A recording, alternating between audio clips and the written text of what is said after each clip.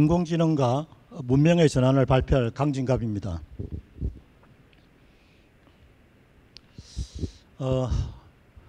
저는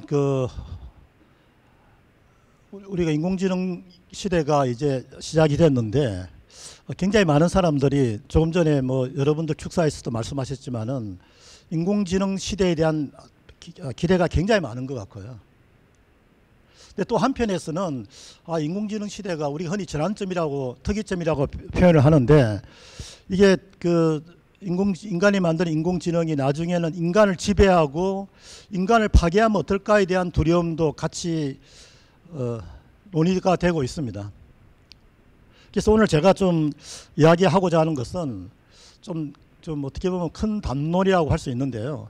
인공지능이 과연 우리 미래 세계에 멋진 신세계를 만들어줄 것인지 아니면 우리 문명을 파괴할 것인지에 대한 궁금증을 해소하는 데 조금이나마 도움되기 위해서 의견을 준비를 했습니다. 실제로 2016년이죠. 2016년 이세돌과 딥러닝의 바둑 대결에서 한국 사람들은 인공지능 시대의 도래에 대해서 현장을 목도하고 충격을 받았죠.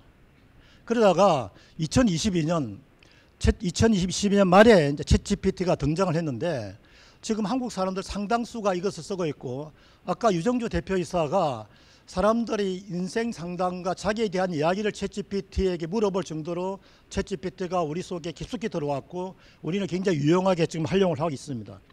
그래서 이것을 보고 있으면서 인공지능이 참 멋진 신세계를 만들어주지 않을까 하는 기대를 하는데 또 다른 한편에서 굉장히 많은 경고를 하죠. 주로 그 경고는 도리어 예술가들이나 영화에서 많이 나온 것 같습니다. 지금 보시는 게 엑스 마키나라고 하는 2016년에 나온 영화인데요. 이 여러분 보시는 이미지의 주인공이 이제 아이바라고 하는 인공지능 여성이에요. 그런데 이 인공지능 여성이 결국은 어떻게 하냐면은 제일 오른쪽에 있는 사람이 털보가 기술자인데 결국은 처음에는 인공지능을 저 기술자가 만들어서 지배를 받다가 나중에는 인공지능이 자각을 하면서 기술자를 죽입니다. 그리고 자유를 얻는 거죠. 이거는 뭘 이야기하고 싶으냐 하면은 인공지능이 인간이 만들었지만은 언젠가는 인공지능이 인간을 위에 올려쓰고 인공지능이 지배하는 사회가 될 것이라고에 대한 어떤 우리의 두려움을 영화로 보여준 거라고 생각을 합니다. 이처럼 인공지능이 굉장히 우리 생활에 멋진 신세계를 만들어줄 것 같기도 하고 또 우리를 파괴할 것 같은 그런 두려움이 상존하고 있는 게 현재의 모습입니다. 그래서 저는 이 글에서 한 서너 가지를 이야기하고자 합니다. 첫 번째는 우리가 인공지능 자체가 단순한 기술 전환 그거로서 촉발된 어떤 생활의 편리함 정도가 아니라는 것이고 인류 역사상 세 번째의 문명의 전환이라고 하는 그 전제를 가지고 이야기를 시작을 했습니다. 두 번째의 것은 뭐냐면은 인류 역사에서 세 번 있었던 앞에 있었던 두 번의 문명의 전환을 연구를 하면은 그 패턴을 도출할 수 있을 것이고 저는 이 패턴을 인공지능이라고 하는 세 번째 문명의 전환에 적용을 한다면은 인공지능사의 미래를 아마 좀 전망할 수 있지 않을까 하는 그런 생각을 했습니다. 세 번째는 문명 전환에서 나타나는 특징적인 요소들이 있죠. 이 특징적인 요소들을 추출할 것이고 있다면은 우리가 인공지능 시대에 도래할 문제점을 미리 알 수 있을 것이고 그래서 대응이 가능하지 않겠는가 하고 마지막 네 번째는 그럼 한국 사회가 이런 인공지능 사회에 어떻게 대응해야 할 것인가에 대해서 저희들 생각한 것을 좀 말씀드리겠습니다. 문명의 전환이라는 것은 단순한 기술의 변화가 아니죠. 인류 역사에서 기술 변화가 수없이 많았지만은 그것이 사회 변화까지 가져온 것은 많지 않습니다. 단순한 기술의 변화가 아니라 기술이 혁신되면서부터 인간의 의식과 가치관이 바뀌는 거죠. 동시에 일상생활과 사회구조가 바뀌는 거고요. 그다음 좀 더 나아가면은 세계 질서가 바뀌는 거죠. 그러니까 문명의 전환은 전환 이전과 전환 이후는 전혀 다른 세계입니다. 인류 역사상 이제 이렇게 신석기 시대 농업혁명이 있었고 18세기 산업혁명이 있었고 지금 저는 인공지능에 의한 인공지능 혁명이 21세기에 진행된다고 생각을 합니다.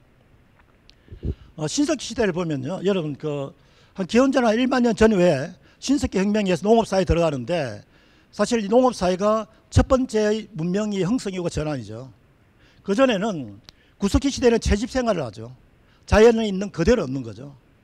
그런데 신석기 시대에 농업을 시작하면서부터 사람들이 정착을 생활하고 엄청난 생산을 하기 시작을 합니다.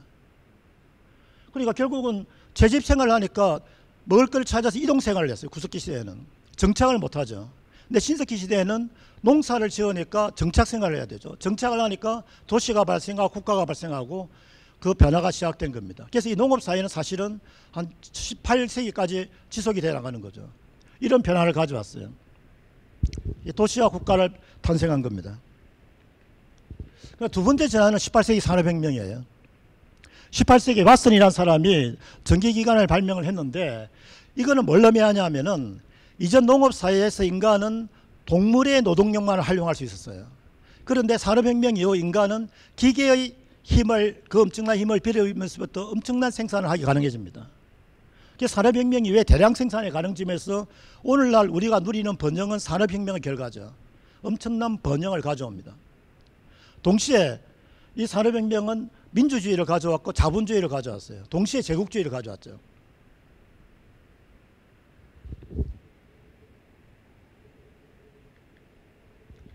우리가 여러분 이 산업혁명의 힘을 한번 생각해 봐야 되는데 우리가 사실 약간 오해하는 게 있어요. 유럽이 아시아를 침략할 때 이미 유럽이 원래 압도적으로 높은 경제력을 가지고 아시아를 침략했다 생각하는데 천만의 이야기입니다. 최근에 연구에 의하면 여러분들 이 도표를 보시면요. 1820년까지 중국의 경제력이 유럽 경제력보다 몇 배가 높았습니다. 이게 소위 이제 대분기라고 하는 논문에서 발표한 건데요. 그런데 대체로 1870년, 80년 가면 여러분 보시다시피 중국 경제력이 떨어지게 되고 유럽 경제력이 상승하면서 2, 3배 높아집니다. 왜 이런 결과를 가져왔는가? 이게 산업혁명의 힘이에요. 산업혁명이 유럽과 중국의 힘을 역전시킨 겁니다. 그래서 여러분 저 지도를 보십시오. 지도를 보면은 우리 지도 저 한 끼통이 서유럽이 산업혁명을 먼저 한 지역이죠. 전 세계를 지배합니다. 우리가 문명의 전환을 이야기할 때 뭘 생각해야 되냐면은 선도그룹이 있고 선도국가가 있어요. 선도국가가 주변국가를 파괴적으로 지배하는 것이 문명 전환의 특징이에요. 산업혁명 결과 이렇게 조그만 유럽 대륙이 전 세계를 식민지 지배하는 거죠. 그럼 지금 현재 우리가 21세기가 세 번째 문명의 전환을 맞이하고 있다는 게 제 생각인데 제가 그렇게 생각하는 근거는 이겁니다. 농업혁명이 자연의 상태에서 살다가 자연을 가공해서 농업이라는 걸 통해 자연을 가공해서 농업혁명을 이룬 것이고 산업혁명은 인간이 동물의 노동력만 이용하다 기계의 힘을 이용하면서 산업혁명을 이룰 것이고 그럼 인공지능은 뭔가? 저는 인공지능은 지금까지 인간의 고유 영역인 사고의 능력, 판단의 능력을 기계의 힘을 빌린 거예요. 그렇다고 한다면은 인류 역사상 세 번째 기술 혁신으로 인공지능의 개발을 볼 수 있다는 것이고 그렇기 때문에 이게 세 번째 문명의 전환을 이룩하지 않을까 하신 게 제 생각입니다. 그래서 여기 보시는 것처럼 인공지능은 인간의 지식이라든지 사고를 기계가 대체 보완하는 시대가 온 거예요. 여러분 저 제일 먼저 여기 보시는 게 아마 칼리코라는 회사 들어봤을 겁니다. 한 10년 전에 구글 칼리코 회사가 뭘 연구했나 하면은 죽음에 대해서 연구를 했어요. 죽음이란 것은 사고나 노화가 질병의 원인이잖아요. 그래서 노화를 막겠다는 이야기예요. 질병을 사전에 예측해서 막겠다는 거예요. 그래서 그 당시 칼리코에서 이런 발표를 했습니다. 150세 수명 연구가 우리 연구 가지다. 물론 최근에 들어가서 칼리코 이야기가 사라졌어요. 저거는 뭘 이야기하냐면은 인공지능을 포함한 기술 예측의 어려움을 이야기하는 거죠. 그래서 저거 이야기할 때는 뭐 완전히 뭐 세상이 바뀔 것처럼 이야기했는데 기술 예측이 틀리니까 그냥 그 이야기가 사라지는 거예요. 저는 인공지능 시대를 예측할 때 굉장히 중요한 게 기술 예측 하루만가 했었을 때는 오류를 범하기 쉽다는 게 제 생각입니다.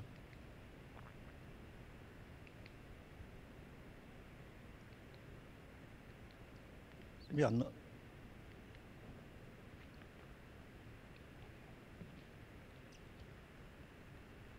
저기다 될까요? 예, 알겠습니다. 그래서 조금 전에 발표 시간이 제한돼서 간단하게 보면은 문명 패턴에는 좀 문명의 전환 패턴이 있지 않는가 하는 게 제 생각입니다. 그러니까 그 기술에 있어서는 자연에 의존하다가 자연을 가공하고 기계하는 변화가 있었던 것이고 의식과 가치관은 구석기 시대는 그냥 이동생활의 생존이 중심이죠. 그러니까 농업혁명 결과 정착 생활을 하고 그다음에 공동체를 가지고 특히 때 문자와 종교를 사용하기 시작하죠. 구석기 시대와 전혀 다른 세상이 만들어진 거죠. 산업혁명에는 어떻게 됩니까? 산업혁명이 저는 우리가 지금 현재 산업혁명의 결과로서의 산업시대 끄트머리에 와 있다 생각하는데 개인주의와 합리주의가 우리 시대에 대단히 중요한 의식구조죠. 사회구조는 어때요? 구석기 시대에는 가족 단위 생활이에요. 근데 농업혁명이 일어나고 있는데 저 농업이 시작한다는 게 농업이 시작으로 끝나는 것이 아니라 도시를 만들고 국가를 만들어줬어요. 그리고 신분제 사회를 만들고 그 다음에 자본주의와 그러니까 제가 말씀드리겠어요. 그렇게 이동생활을 해나가다가 정착생활을 하게 하고 공동체를 만들게 하고 문자를 사용하면서 종교가 발생합니다. 구석기인들과 전혀 다른 생각을 하는 거죠. 그리고 이 뭡니까? 다시 제가 정리하겠습니다.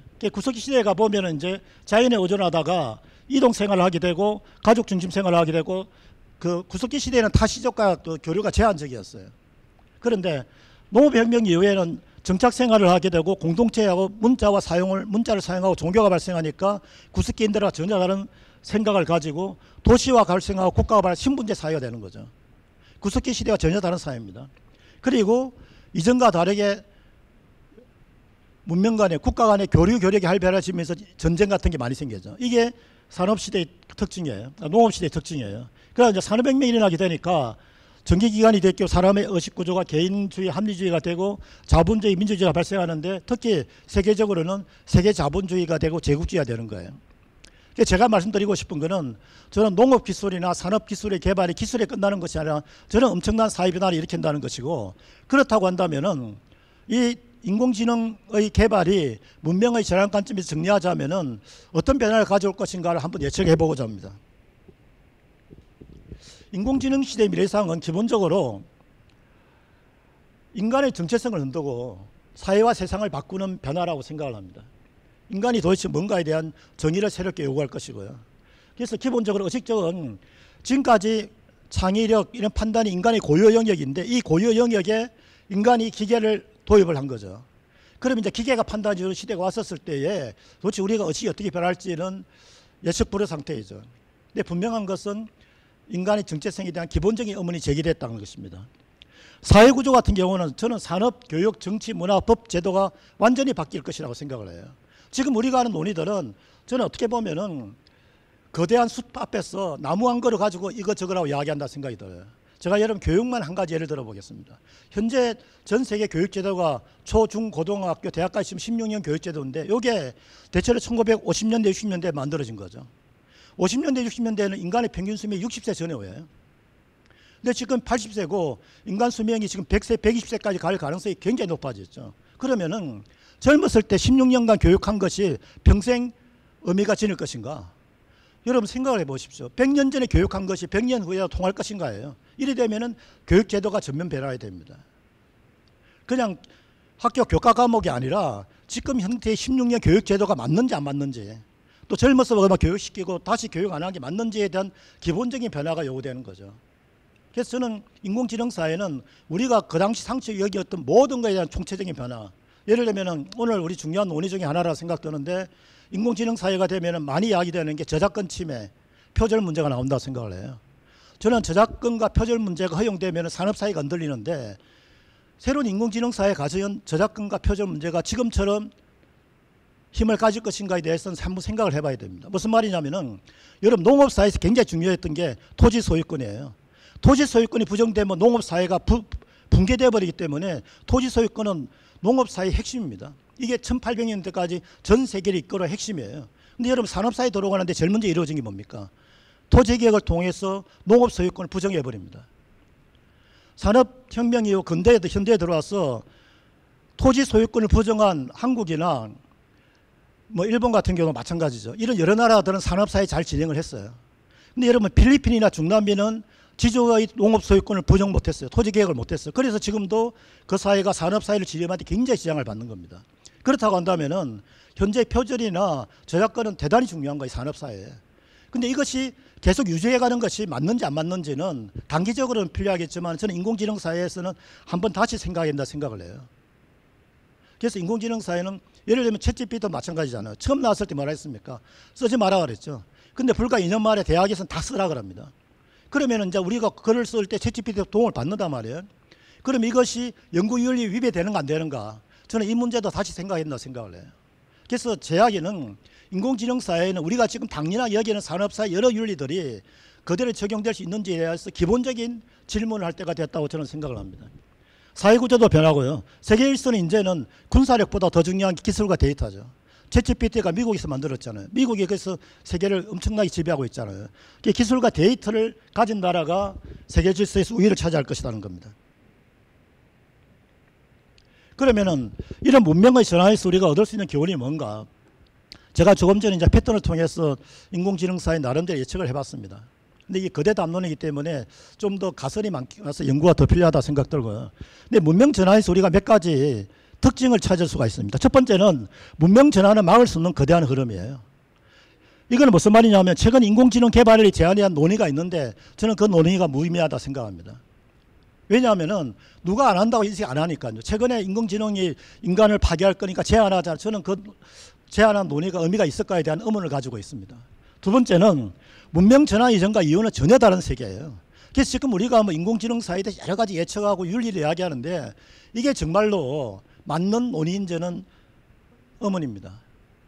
여러분 그 구석기 시대 그 이동생활하는 사람들이 한 농부가 씨 뿌리는 농업을 보고 저게 세상을 바꿀까라는 거 어떻게 예측을 하겠어요?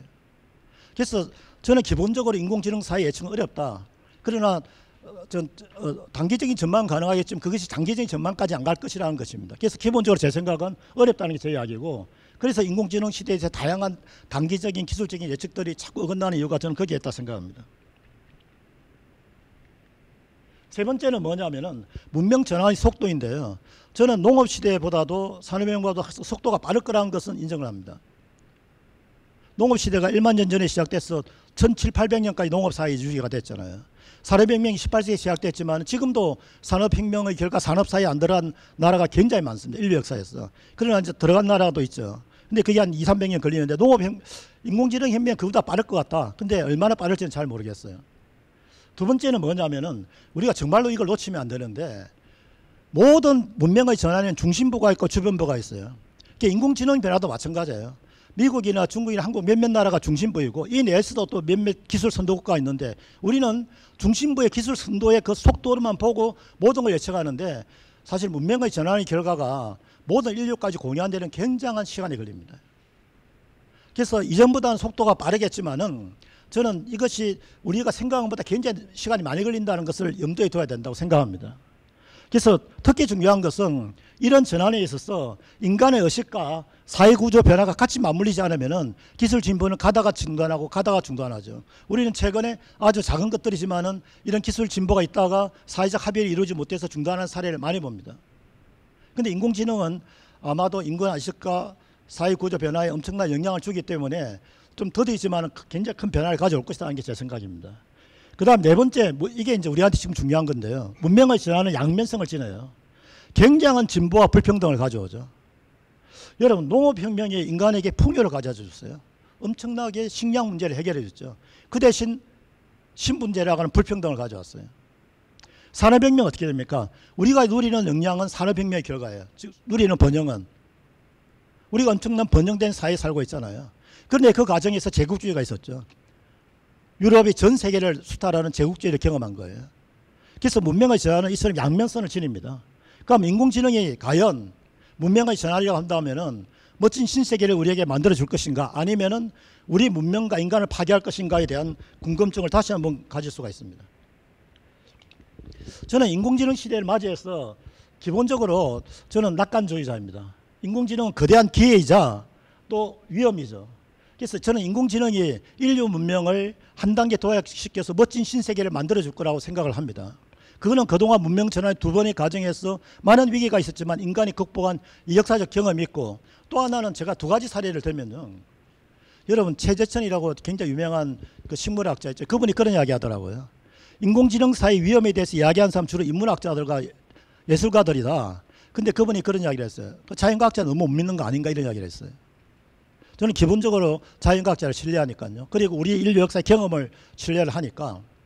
그래서 저는 멋진 신세계가 건설될 거라 생각하는데 다만 전환 과정에서 인간의 존엄성이라든지 또는 불평등을 줄이지 않는 노력을 한다면은 인공지능 사회가 멋진 신세계를 만들어주는 건 명확하지만은 그 과정에서 굉장한 불평등과 폭력이 수반될 것이다는 것이 제 생각입니다.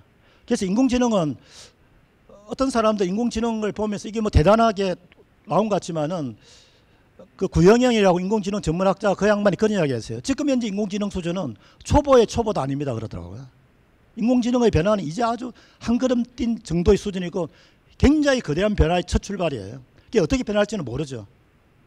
여러분 왓슨이 18세기에 전기기관을 발명하면서 이게 그 사람이 예측한 거는 아 기계가 좋구나 기차가 다니니까 좋구나 정도이죠. 근데 이게 유럽이 영국이 전 세계를 지배할 거 어떻게 예측했겠어요.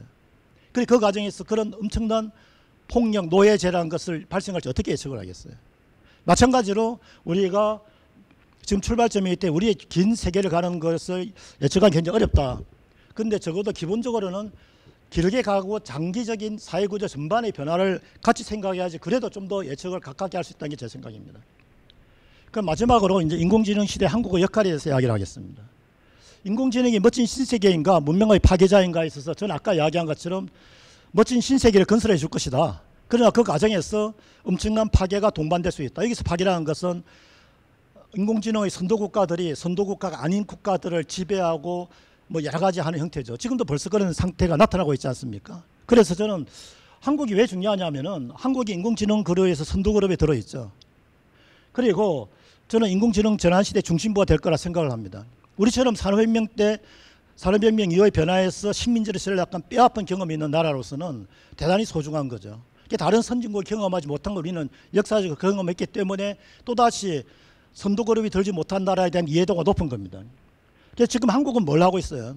한국 사회에 주된 논의는 인공지능 어떻게 잘 개발해서 우리가 선도국가를 유지할 것만 고민하는데 저는 그것을 또 중요하지만 그거 못지않게 중요한 게 우리 같이 뼈아픈 경험을 한 나라에서는 다시 우리가 이 선도국가를 해나가는데 선도국가에 들지 않았던 나라들이 이 전환 과정에서 파괴적 경험을 하지 않도록 하는 것들. 그래서 제가 여기서 윤리적 경험, 윤리적 고민을 해야 된다는 것은 아까 나온 것처럼 표절이나 자율 뭐 지적재산권 이런 문제가 아니고 저는 그것이 소중하지 않다는 이야기 안 해요. 이런 거대한 문제에 대한 고민을 해야 된다는 게 제 생각입니다. 마지막으로 이야기를 끝내겠습니다. 저는 기본적으로 인공지능 사회의 도래를 단순한 기술적인 예측, 단기적 예측 가지고도 필요하지만 그건 어렵다. 인류의 세 번째 문명의 전환이라는 거대한 관점과 긴 역사의 출발을 보는 것이 맞겠다는 게 제 생각이고요. 두 번째는 인류 전환의 패턴을 도출을 해봤습니다. 기술의 혁신이 의식과 가치관의 변화를 가져오고 사회구조의 변화를 가져오고 세계질서의 변화를 가져오는 네 개다. 그래서 이 네 개가 서로 맞물리면서 영향을 주면서 문명의 전환을 가져왔다는 것이고 세 번째 문명 전환의 특징은 문명 전환은 기본적으로 저는 인간에게 진보를 가져다 줄 거라 생각을 합니다. 그러나 그 과정에서 항상 폭력적인 경험을 했기 때문에 또 인공지능의 전환도 마찬가지로 양면성을 지니고 있다. 인간을 우리가 그동안 해결하지 못했던 과제를 해결해주는 신세계를 보여줄 것은 분명하지만은 그 과정에 있어서 엄청난 불평등과 폭력이 수반될 수 있다. 지금 벌써 그렇잖아요. 인공지능 선도국가 몇 나라가 안 되잖아요. 마지막으로 그래서 여기에 제가 아까 말씀드린 윤리적 대응이 필요하다는 것이고 마지막에 결국은 제가 말씀드린 것처럼 산업혁명 과정에서의 쓰라린 경험을 한 우리로서는 인공지능 시대의 전환 과정이 파괴적 현상이 나타나지 않게 대응할 것이 우리 한국인들, 우리 오늘 이 자리 논의하는 사람들도 같이 고민할 문제가 아닐까 생각을 했습니다. 예, 이상으로 제 발표를 마치겠습니다. 감사합니다.